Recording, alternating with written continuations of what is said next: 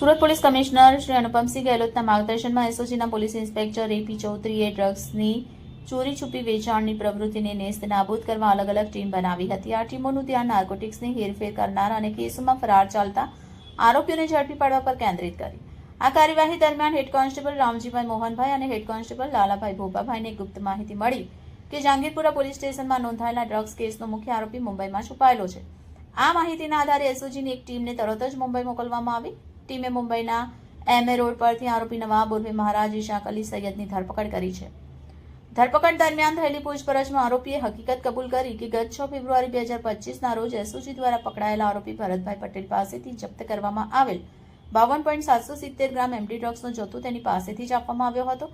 આ ડ્રગ્સની બજાર કિંમત લગભગ ₹5,27,700 માનવામાં આવે છે.